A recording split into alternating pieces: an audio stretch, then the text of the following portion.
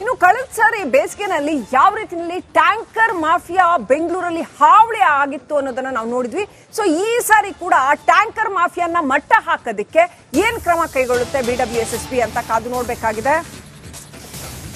ಬೇಸಿಗೆ ಕಾಲದಲ್ಲಿ ನೀರಿಗೆ ತತ್ವಾರ ಉಂಟಾಗುತ್ತೆ. ಇನ್ನೇನು ಮಾರ್ಚ್ ಬಂತು ಅನ್ನೋಷ್ಟೊತ್ತಿಗಾಗಲೇ ನೀರಿಗೆ ತತ್ವಾರ ಶುರು ಆಗ್ಬಿಡುತ್ತೆ. ಸೊ ವಾಟರ್ ಮಾಫಿಯಾಗೆ ಈ ಸಾರಿ ಆದ್ರೂ ಬ್ರೇಕ್ ಬೀಳತ್ತಾ? ಟ್ಯಾಂಕರ್ ಮಾಫಿಯಾಗೆ ಬ್ರೇಕ್ ಹಾಕೋದಕ್ಕೆ ಜಿಲ್ಲಾಡಳಿತ ಖಾಸಗಿ ಟ್ಯಾಂಕರ್ಗಳು ಎಷ್ಟಿದಾವೆ ಅಂತ ಗಣನೆ ಮಾಡಿ ಕೌಂಟ್ ಮಾಡಿ ಇಟ್ಕೊಳ್ತಾ ಇದ್ದಾರಂತೆ. ಬೆಂಗಳೂರು ನಗರ ಜಿಲ್ಲಾಡಳಿತ ಈ ಸಾರಿ ಕಠಿಣ ಕ್ರಮ ಕೈಗೊಳ್ಳುತ್ತೆ ಅಂತ ಹೇಳಲಾಗ್ತಾ ಇದೆ. ದುಪ್ಪಟ್ಟು ದರ ವಸೂಲಿ ಮಾಡಿದ್ರೆ ಟ್ರೇಡ್ ಲೈಸೆನ್ಸ್ ನ ರದ್ದು ಮಾಡ್ತೀವಿ ಅಂತ ಹೇಳ್ತಾ ಇದ್ದಾರಂತೆ ಅಧಿಕಾರಿಗಳು. ಏರೋ ಶೋ ಮುಗಿದ ಬಳಿಕ ಅಧಿಕಾರಿಗಳು ಈ ವಾಟರ್ ಸಮಸ್ಯೆ ಸಂಬಂಧಪಟ್ಟಂಗೆ ಮೀಟಿಂಗ್ ಮಾಡ್ತಾರಂತೆ.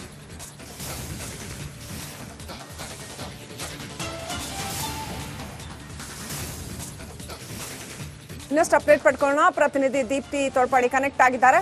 ದೀಪ್ತಿ, ಲಾಸ್ಟ್ ಇಯರ್ ನಾವು ನೋಡಿದ್ರೆ ಬೆಂಗಳೂರಲ್ಲಿ ವಾಟರ್ ಟ್ಯಾಂಕರ್ಗಳದ್ದು ಹಾವಳಿ ಅಷ್ಟಿಷ್ಟಲ್ಲ. ಎಷ್ಟೊಂದು ಏರಿಯಾಗಳಲ್ಲಿ ನೀರು ಬರದೆ ಜನರಿಗೆ ನೀರಿನ ತತ್ವಾರ ಉಂಟಾಗಿ ಸಾಕಷ್ಟು ಸಮಸ್ಯೆ, ಜೊತೆಗೆ ವಾಟರ್ ಮಾಫಿಯಾ ಅಂತೂ ಲೂಟಿ ಮಾಡ್ಬಿಡ್ತು ಬೆಂಗಳೂರಿಗರನ್ನ. ಈ ಸಾರಿ ಎಷ್ಟೆಷ್ಟು 2-3 ಸಾವಿರ ರೂಪಾಯಿವರೆಗೂ ಟ್ಯಾಂಕರ್ ಹೊಡಿಸಿದ್ರು. ಸೊ ಈ ಸಾರಿ ಟ್ಯಾಂಕರ್ ದರ ನಿಯಂತ್ರಣಕ್ಕೆ ಏನ್ ಕ್ರಮ ಕೈಗೊಳ್ತಾ ಇದ್ದಾರೆ, ಏನ್ ಸ್ಟ್ರಿಕ್ಟ್ ಗೈಡ್ಲೈನ್ಸ್ ತರ್ತಾ ಇದ್ದಾರೆ, ಅಧಿಕಾರಿಗಳು ಯಾವ ರೀತಿಯಲ್ಲಿ ಯೋಚನೆ ಮಾಡ್ತಾ ಇದ್ದಾರೆ?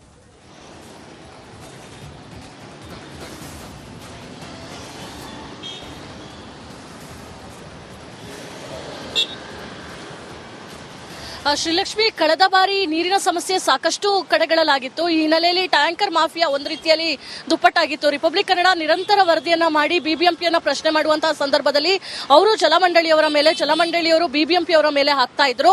ಕಡೆಗೂ ಸರ್ಕಾರ ಎಚ್ಚೆತ್ಕೊಂಡು ಒಂದು ಪ್ರೈಸ್ ಕ್ಯಾಪ್ ಅನ್ನ ಹಾಕ್ತು. ಇಂತಿಷ್ಟು ಲೀಟರ್ಗೆ ಇಂತಿಷ್ಟೇ ಪಡಿಬೇಕು ಅಂತ ಹೇಳಿ ದರ ನಿಗದಿಯನ್ನ ಮಾಡಿತು. ಅದಾಗಿ ಕೆಲವು ವಾರಗಳ ಕಾಲ ಟ್ಯಾಂಕರ್ಗಳು ಆ ಒಂದು ದರ ನಿಗದಿಯನ್ನ ಫಾಲೋ ಮಾಡಿತು. ಆದ್ರೆ ಮತ್ತೆ ಯಥಾಸ್ಥಿತಿಯಲ್ಲಿ ಇಷ್ಟ ಬಂದಂಗೆ ತಮ್ಮ ಬಾಯಿಗೆ ಬಂದಂಗೆ ರೇಟ್ ಅನ್ನ ಹಾಕ್ತಾ ಇತ್ತು.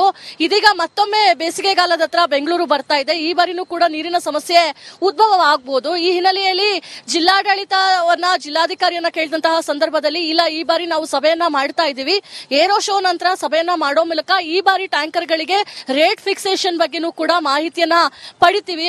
ಅವರ ಮೀಟಿಂಗ್ ನ ಮಾಡಿ ಎಷ್ಟು ಮಾಡಬಹುದು ಅನ್ನೋದ್ರ ಬಗ್ಗೆ ನಿಗದಿಯನ್ನ ಮಾಡ್ತೀವಿ ಅಂತ ಹೇಳಿದ್ದಾರೆ. ಅದರ ಫಾಲೋ ಅಪ್ ಅಲ್ಲಿ ಇದ್ದೀವಿ. ಇಲ್ಲದಿದ್ರೆ ಮೂಗ್ದಾರ ಹಾಕೋದಕ್ಕಾಗೋದಿಲ್ಲ. ನಾರ್ಮಲ್ ಡೇಸ್ ಗಳಲ್ಲಿ 1,000 ರೂಪಾಯಿ 1,100 ರೂಪಾಯಿ ತಗೊಳ್ಳುವಂತವರು ಬೇಸಿಗೆಗಾಲದಲ್ಲಿ 5,000 10,000 ಈ ರೀತಿಯ ತಗೊಳ್ಳುವಂತಹ ಉದಾಹರಣೆಗಳು ಕೂಡ ಇದೆ. ಸೊ ಇದಕ್ಕೆ ಕಡಿವಾಣವನ್ನ ಹಾಕಬೇಕು ಅಂತ ಹೇಳಿದ್ರೆ ಈಗಲಿಂದಲೇ ಹೋಮ್ ವರ್ಕ್ ನ ಮಾಡಬೇಕಾಗುತ್ತೆ. ಇದಕ್ಕಾಗಿ ಜಿಲ್ಲಾಡಳಿತ ಅವರು ಫಾಲೋ ಅಪ್ ಮಾಡ್ತಾ ಇದ್ದಾರೆ. ಸಭೆ ನಂತರ ಎಷ್ಟು ನಿಗದಿ ಆಗುತ್ತೆ ಅನ್ನೋದನ್ನ ನೋಡ್ಬೇಕಾಗಿದೆ. Srilakshmi, right, thank you Deepti ಡೀಟೇಲ್ಸ್ಗಾಗಿ. ಇನ್ನು ಕಳೆದ ಸಾರಿ ಬೇಸಿಗೆನಲ್ಲಿ ಯಾವ ರೀತಿಯಲ್ಲಿ ಟ್ಯಾಂಕರ್ ಮಾಫಿಯಾ ಬೆಂಗಳೂರಲ್ಲಿ ಹಾವಳಿ ಆಗಿತ್ತು ಅನ್ನೋದನ್ನ ನಾವು ನೋಡಿದ್ವಿ. ಸೊ ಈ ಸಾರಿ ಕೂಡ ಆ ಟ್ಯಾಂಕರ್ ಮಾಫಿಯಾನ ಮಟ್ಟ ಹಾಕೋದಕ್ಕೆ ಏನ್ ಕ್ರಮ ಕೈಗೊಳ್ಳುತ್ತೆ ಬಿಡಬ್ಲ್ಯೂಎಸ್ಎಸ್ಪಿ ಅಂತ ಕಾದು ನೋಡ್ಬೇಕಾಗಿದೆ.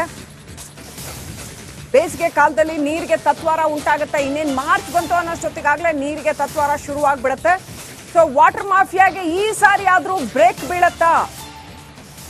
ಟ್ಯಾಂಕರ್ ಮಾಫಿಯಾಗೆ ಬ್ರೇಕ್ ಹಾಕೋದಕ್ಕೆ ಜಿಲ್ಲಾಡಳಿತ ಖಾಸಗಿ ಟ್ಯಾಂಕರ್ಗಳು ಎಷ್ಟಿದಾವೆ ಅಂತ ಗಣನೆ ಮಾಡಿ ಕೌಂಟ್ ಮಾಡಿ ಇಟ್ಕೊಳ್ತಾ ಇದ್ದಾರಂತೆ. ಬೆಂಗಳೂರು ನಗರ ಜಿಲ್ಲಾಡಳಿತ ಈ ಸಾರಿ ಕಠಿಣ ಕ್ರಮ ಕೈಗೊಳ್ಳುತ್ತೆ ಅಂತ ಹೇಳಲಾಗ್ತಾ ಇದೆ. ದುಪ್ಪಟ್ಟು ದರ ವಸೂಲಿ ಮಾಡಿದ್ರೆ ಟ್ರೇಡ್ ಲೈಸೆನ್ಸ್ ನ ರದ್ದು ಮಾಡ್ತೀವಿ ಅಂತ ಹೇಳ್ತಾ ಇದ್ದಾರಂತೆ ಅಧಿಕಾರಿಗಳು. ಏರೋ ಶೋ ಮುಗಿದ ಬಳಿಕ ಅಧಿಕಾರಿಗಳು ಈ ವಾಟರ್ ಸಮಸ್ಯೆ ಸಂಬಂಧಪಟ್ಟಂಗೆ ಮೀಟಿಂಗ್ ಮಾಡ್ತಾರಂತೆ.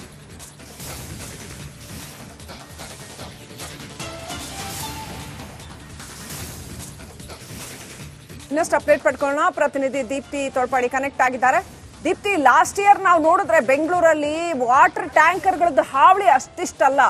ಎಷ್ಟೊಂದು ಏರಿಯಾಗಳಲ್ಲಿ ನೀರು ಬರದೆ ಜನರಿಗೆ ನೀರಿನ ತತ್ವಾರ ಉಂಟಾಗಿ ಸಾಕಷ್ಟು ಸಮಸ್ಯೆ, ಜೊತೆಗೆ ವಾಟರ್ ಮಾಫಿಯಾ ಅಂತೂ ಲೂಟಿ ಮಾಡ್ಬಿಡ್ತು ಬೆಂಗಳೂರಿಗರನ್ನ.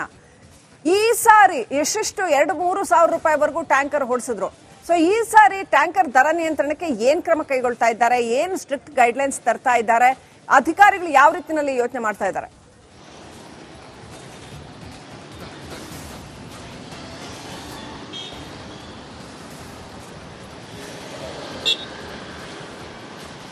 ಶ್ರೀಲಕ್ಷ್ಮಿ, ಕಳೆದ ಬಾರಿ ನೀರಿನ ಸಮಸ್ಯೆ ಸಾಕಷ್ಟು ಕಡೆಗಳಲ್ಲಾಗಿತ್ತು. ಈ ಹಿನ್ನೆಲೆಯಲ್ಲಿ ಟ್ಯಾಂಕರ್ ಮಾಫಿಯಾ ಒಂದು ರೀತಿಯಲ್ಲಿ ದುಪ್ಪಟ್ಟಾಗಿತ್ತು. ರಿಪಬ್ಲಿಕ್ ಕನ್ನಡ ನಿರಂತರ ವರದಿಯನ್ನ ಮಾಡಿ ಬಿಬಿಎಂಪಿಯನ್ನ ಪ್ರಶ್ನೆ ಮಾಡುವಂತಹ ಸಂದರ್ಭದಲ್ಲಿ ಅವರು ಜಲಮಂಡಳಿಯವರ ಮೇಲೆ, ಜಲಮಂಡಳಿಯವರು ಬಿಬಿಎಂಪಿಯವರ ಮೇಲೆ ಹಾಕ್ತಾ ಇದ್ರು. ಕಡೆಗೂ ಸರ್ಕಾರ ಎಚ್ಚೆತ್ಕೊಂಡು ಒಂದು ಪ್ರೈಸ್ ಕ್ಯಾಪ್ ಅನ್ನ ಹಾಕ್ತು. ಇಂತಿಷ್ಟು ಲೀಟರ್ಗೆ ಇಂತಿಷ್ಟೇ ಪಡಿಬೇಕು ಅಂತ ಹೇಳಿ ದರ ನಿಗದಿಯನ್ನ ಮಾಡಿತು. ಅದಾಗಿ ಕೆಲವು ವಾರಗಳ ಕಾಲ ಟ್ಯಾಂಕರ್ಗಳು ಆ ಒಂದು ದರ ನಿಗದಿಯನ್ನ ಫಾಲೋ ಮಾಡಿತು. ಆದ್ರೆ ಮತ್ತೆ ಯಥಾಸ್ಥಿತಿಯಲ್ಲಿ ತಮಗೆ ಇಷ್ಟ ಬಂದಂಗೆ, ತಮ್ಮ ಬಾಯಿಗೆ ಬಂದಂಗೆ ರೇಟ್ ಅನ್ನ ಹಾಕ್ತಾ ಇತ್ತು. ಇದೀಗ ಮತ್ತೊಮ್ಮೆ ಬೇಸಿಗೆಗಾಲದ ಹತ್ರ ಬೆಂಗಳೂರು ಬರ್ತಾ ಇದೆ. ಈ ಬಾರಿನೂ ಕೂಡ ನೀರಿನ ಸಮಸ್ಯೆ ಉದ್ಭವ ಆಗಬಹುದು. ಈ ಹಿನ್ನೆಲೆಯಲ್ಲಿ ಜಿಲ್ಲಾಧಿಕಾರಿಯನ್ನ ಕೇಳಿದಂತಹ ಸಂದರ್ಭದಲ್ಲಿ ಇಲ್ಲ, ಈ ಬಾರಿ ನಾವು ಸಭೆಯನ್ನ ಮಾಡ್ತಾ ಇದೀವಿ. ಏರೋ ಶೋ ನಂತರ ಸಭೆಯನ್ನ ಮಾಡೋ ಮೂಲಕ ಈ ಬಾರಿ ಟ್ಯಾಂಕರ್ಗಳಿಗೆ ರೇಟ್ ಫಿಕ್ಸೇಷನ್ ಬಗ್ಗೆನೂ ಕೂಡ ಮಾಹಿತಿಯನ್ನ ಪಡಿತೀವಿ. ಅವರ ಮೀಟಿಂಗ್ ನ ಮಾಡಿ ಎಷ್ಟು ಮಾಡಬಹುದು ಅನ್ನೋದ್ರ ಬಗ್ಗೆ ನಿಗದಿಯನ್ನ ಮಾಡ್ತೀವಿ ಅಂತ ಹೇಳಿದ್ದಾರೆ. ಅದರ ಫಾಲೋ ಅಪ್ ಅಲ್ಲಿ ಇದ್ದೀವಿ. ಇಲ್ಲದಿದ್ರೆ ಮೂಗ್ದಾರ ಹಾಕೋದಕ್ಕಾಗೋದಿಲ್ಲ. ನಾರ್ಮಲ್ ಡೇಸ್ ಗಳಲ್ಲಿ 1,000 ರೂಪಾಯಿ, 1,100 ರೂಪಾಯಿ ತಗೊಳ್ಳುವಂತವರು ಬೇಸಿಗೆಗಾಲದಲ್ಲಿ 5,000, 10,000 ಈ ರೀತಿಯ ತಗೊಳ್ಳುವಂತಹ ಉದಾಹರಣೆಗಳು ಕೂಡ ಇದೆ. ಸೊ ಇದಕ್ಕೆ ಕಡಿವಾಣವನ್ನ ಹಾಕಬೇಕು ಅಂತ ಹೇಳಿದ್ರೆ ಈಗಲಿಂದಲೇ ಹೋಮ್ ವರ್ಕ್ ನ ಮಾಡಬೇಕಾಗುತ್ತೆ. ಇದಕ್ಕಾಗಿ ಜಿಲ್ಲಾಡಳಿತ ಅವರು ಫಾಲೋ ಅಪ್ ಮಾಡ್ತಾ ಇದ್ದಾರೆ. ಸಭೆ ಮೂಲಕ, ಸಭೆ ನಂತರ ಎಷ್ಟು ನಿಗದಿ ಆಗುತ್ತೆ ಅನ್ನೋದನ್ನ ನೋಡ್ಬೇಕಾಗಿದೆ. Srilakshmi, right, thank you Deepti ಡೀಟೇಲ್ಸ್ಗಾಗಿ. ಇನ್ನು ಕಳೆದ ಸಾರಿ ಬೇಸಿಗೆನಲ್ಲಿ ಯಾವ ರೀತಿಯಲ್ಲಿ ಟ್ಯಾಂಕರ್ ಮಾಫಿಯಾ ಬೆಂಗಳೂರಲ್ಲಿ ಹಾವಳಿ ಆಗಿತ್ತು ಅನ್ನೋದನ್ನ ನಾವು ನೋಡಿದ್ವಿ. ಸೊ ಈ ಸಾರಿ ಕೂಡ ಆ ಟ್ಯಾಂಕರ್ ಮಾಫಿಯಾನ ಮಟ್ಟ ಹಾಕೋದಿಕ್ಕೆ ಏನ್ ಕ್ರಮ ಕೈಗೊಳ್ಳುತ್ತೆ BWSSB ಅಂತ ಕಾದು ನೋಡ್ಬೇಕಾಗಿದೆ. ಬೇಸಿಗೆ ಕಾಲದಲ್ಲಿ ನೀರಿಗೆ ತತ್ವಾರ ಉಂಟಾಗುತ್ತೆ. ಇನ್ನೇನು ಮಾರ್ಚ್ ಬಂತು ಅನ್ನೋಷ್ಟೊತ್ತಿಗಾಗಲೇ ನೀರಿಗೆ ತತ್ವಾರ ಶುರುವಾಗ್ಬಿಡುತ್ತೆ. ಸೊ ವಾಟರ್ ಮಾಫಿಯಾಗೆ ಈ ಸಾರಿ ಆದ್ರೂ ಬ್ರೇಕ್ ಬೀಳತ್ತಾ?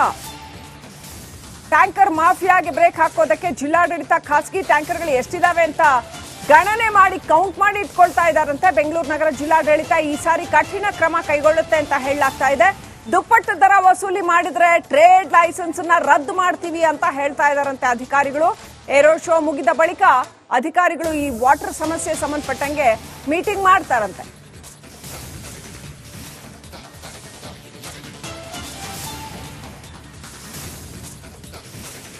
ಇನ್ನಷ್ಟು ಅಪ್ಡೇಟ್ ಪಡ್ಕೊಳ್ಳೋಣ. ಪ್ರತಿನಿಧಿ ದೀಪ್ತಿ ತೋಳ್ಪಾಡಿ ಕನೆಕ್ಟ್ ಆಗಿದ್ದಾರೆ. ದೀಪ್ತಿ, ಲಾಸ್ಟ್ ಇಯರ್ ನಾವು ನೋಡಿದ್ರೆ ಬೆಂಗಳೂರಲ್ಲಿ ವಾಟರ್ ಟ್ಯಾಂಕರ್ಗಳದ್ದು ಹಾವಳಿ ಅಷ್ಟಿಷ್ಟಲ್ಲ. ಎಷ್ಟೊಂದು ಏರಿಯಾಗಳಲ್ಲಿ ನೀರು ಬರದೆ ಜನರಿಗೆ ನೀರಿನ ತತ್ವಾರ ಉಂಟಾಗಿ ಸಾಕಷ್ಟು ಸಮಸ್ಯೆ, ಜೊತೆಗೆ ವಾಟರ್ ಮಾಫಿಯಾ ಅಂತೂ ಲೂಟಿ ಮಾಡ್ಬಿಡ್ತು ಬೆಂಗಳೂರಿಗರನ್ನ. ಈ ಸಾರಿ ಎಷ್ಟಿಷ್ಟು 2-3 ಸಾವಿರ ರೂಪಾಯಿವರೆಗೂ ಟ್ಯಾಂಕರ್ ಹೊಡಿಸಿದ್ರು. ಸೊ ಈ ಸಾರಿ ಟ್ಯಾಂಕರ್ ದರ ನಿಯಂತ್ರಣಕ್ಕೆ ಏನ್ ಕ್ರಮ ಕೈಗೊಳ್ತಾ ಇದ್ದಾರೆ, ಏನ್ ಸ್ಟ್ರಿಕ್ಟ್ ಗೈಡ್ಲೈನ್ಸ್ ತರ್ತಾ ಇದ್ದಾರೆ, ಅಧಿಕಾರಿಗಳು ಯಾವ ರೀತಿಯಲ್ಲಿ ಯೋಚನೆ ಮಾಡ್ತಾ ಇದ್ದಾರೆ?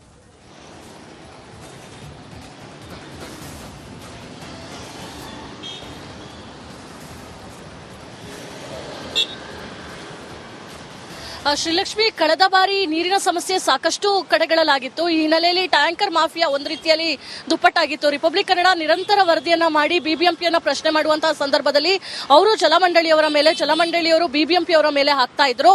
ಕಡೆಗೂ ಸರ್ಕಾರ ಎಚ್ಚೆತ್ಕೊಂಡು ಒಂದು ಪ್ರೈಸ್ ಕ್ಯಾಪ್ ಅನ್ನ ಹಾಕ್ತು. ಇಂತಿಷ್ಟು ಲೀಟರ್ಗೆ ಇಂತಿಷ್ಟೇ ಪಡಿಬೇಕು ಅಂತ ಹೇಳಿ ದರ ನಿಗದಿಯನ್ನ ಮಾಡಿತು. ಅದಾಗಿ ಕೆಲವು ವಾರಗಳ ಕಾಲ ಟ್ಯಾಂಕರ್ಗಳು ಆ ಒಂದು ದರ ನಿಗದಿಯನ್ನ ಫಾಲೋ ಮಾಡಿತು. ಆದ್ರೆ ಮತ್ತೆ ಯಥಾಸ್ಥಿತಿಯಲ್ಲಿ ತಮಗೆ ಇಷ್ಟ ಬಂದಂಗೆ, ತಮ್ಮ ಬಾಯಿಗೆ ಬಂದಂಗೆ ರೇಟ್ ಅನ್ನ ಹಾಕ್ತಾ ಇತ್ತು. ಇದೀಗ ಮತ್ತೊಮ್ಮೆ ಬೇಸಿಗೆಗಾಲದ ಹತ್ರ ಬೆಂಗಳೂರು ಬರ್ತಾ ಇದೆ. ಈ ಬಾರಿನೂ ಕೂಡ ನೀರಿನ ಸಮಸ್ಯೆ ಉದ್ಭವ ಆಗಬಹುದು. ಈ ಹಿನ್ನೆಲೆಯಲ್ಲಿ ಜಿಲ್ಲಾಧಿಕಾರಿಯನ್ನ ಕೇಳಿದಂತಹ ಸಂದರ್ಭದಲ್ಲಿ ಇಲ್ಲ, ಈ ಬಾರಿ ನಾವು ಸಭೆಯನ್ನ ಮಾಡ್ತಾ ಇದೀವಿ. ಏರೋ ಶೋ ನಂತರ ಸಭೆಯನ್ನ ಮಾಡೋ ಮೂಲಕ ಈ ಬಾರಿ ಟ್ಯಾಂಕರ್ಗಳಿಗೆ ರೇಟ್ ಫಿಕ್ಸೇಷನ್ ಬಗ್ಗೆನೂ ಕೂಡ ಮಾಹಿತಿಯನ್ನ ಪಡಿತೀವಿ. ಅವರ ಮೀಟಿಂಗ್ ನ ಮಾಡಿ ಎಷ್ಟು ಮಾಡಬಹುದು ಅನ್ನೋದ್ರ ಬಗ್ಗೆ ನಿಗದಿಯನ್ನ ಮಾಡ್ತೀವಿ ಅಂತ ಹೇಳಿದ್ದಾರೆ. ಅದರ ಫಾಲೋ ಅಪ್ ಅಲ್ಲಿ ಇದ್ದೀವಿ. ಇಲ್ಲದಿದ್ರೆ ಮೂಗ್ದಾರ ಹಾಕೋದಕ್ಕಾಗೋದಿಲ್ಲ. ನಾರ್ಮಲ್ ಡೇಸ್ ಗಳಲ್ಲಿ 1,000 ರೂಪಾಯಿ, 1,100 ರೂಪಾಯಿ ತಗೊಳ್ಳುವಂತವರು ಬೇಸಿಗೆಗಾಲದಲ್ಲಿ 5,000, 10,000 ಈ ರೀತಿಯ ತಗೊಳ್ಳುವಂತಹ ಉದಾಹರಣೆಗಳು ಕೂಡ ಇದೆ. ಸೊ ಇದಕ್ಕೆ ಕಡಿವಾಣವನ್ನ ಹಾಕಬೇಕು ಅಂತ ಹೇಳಿದ್ರೆ ಈಗಲಿಂದಲೇ ಹೋಮ್ ವರ್ಕ್ ನ ಮಾಡಬೇಕಾಗುತ್ತೆ. ಇದಕ್ಕಾಗಿ ಜಿಲ್ಲಾಡಳಿತ ಅವರು ಫಾಲೋ ಅಪ್ ಮಾಡ್ತಾ ಇದ್ದಾರೆ. ಸಭೆ ಮೂಲಕ, ಸಭೆ ನಂತರ ಎಷ್ಟು ನಿಗದಿ ಆಗುತ್ತೆ ಅನ್ನೋದನ್ನ ನೋಡ್ಬೇಕಾಗಿದೆ. Srilakshmi, right, thank you Deepti ಡೀಟೇಲ್ಸ್ಗಾಗಿ.